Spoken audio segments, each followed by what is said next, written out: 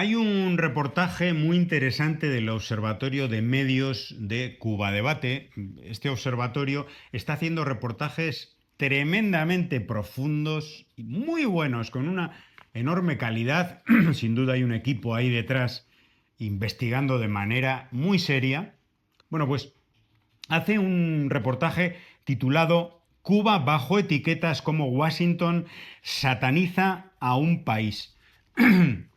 Se habla en este reportaje de lo que denomina propaganda de etiquetas. Es decir, Estados Unidos, nos dice, ha perfeccionado un repertorio de etiquetas peyorativas capaces de convertir un conflicto complejo en una sentencia breve, fácil de repetir y difícil de discutir. ¿Qué etiquetas son? Estado patrocinador del terrorismo, Estado fallido, régimen, narcoestado y otros.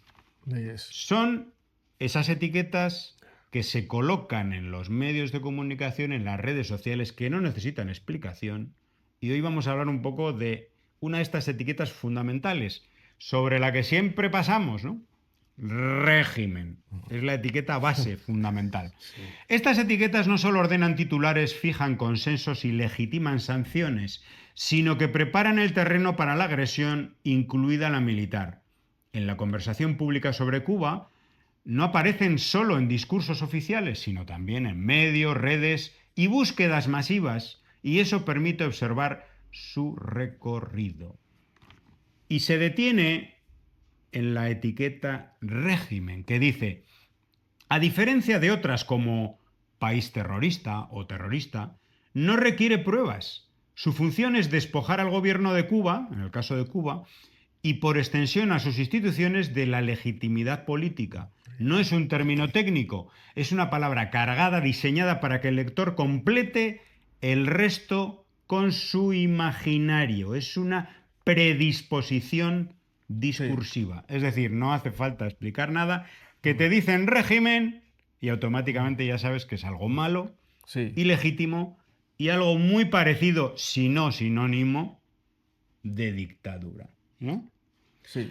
También hay que decir que la contaminación de estas palabras llega a tal grado que incluso personas que apoyan a el régimen o a la revolución cubana utilizan la palabra, en su caso, no con intención peyorativa, sino de normalizar un término que se utiliza muy a menudo.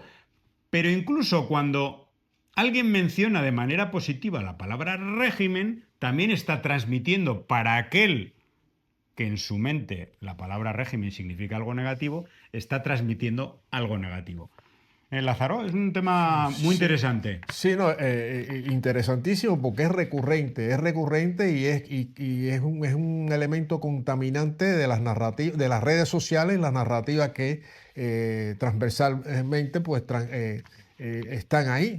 están ahí repitiendo y repitiendo y desde luego es un poco de alejar a la mayor cantidad de personas posible de la realidad de un país, es decir, y que la mayor cantidad de personas posible pues apoyen las políticas que se deriven de esa etiqueta. Es decir, que es como el tema de Cuba, pues es patrocinadora de terrorismo. O Estado fallido. Estado fallido y lo ponen en una lista. Ya eso, de cara a la opinión pública, pues legitima acciones que son criminales, que son violatorias del derecho internacional, de las leyes. Entonces, pero la gente se quedan ahí, se quedan en eso. Bueno, y claro, cuando dice régimen y repite régimen, es lo peor, ¿no? Lo que está Es trasladando algo es peyorativo, aunque la peyorativo. palabra no significa nada ni bueno ni No, malo. no, no significa, pero es peyorativo y para la persona del el común, pues es que es lo peor, hay que quitarlo, hay que, entonces Quitarlo en medio, claro. quitarlo en medio y entonces viene la justificación de la cual se vale Estados Unidos para las fechorías, los crímenes que comete, no solo sea Cuba que está haciendo, sino a nivel global. Ujú. Bueno, pues recomendamos este trabajo de Cuba Debate, este y otros trabajos de este Observatorio de Medios de Cuba Debate, que además tiene muchas estadísticas.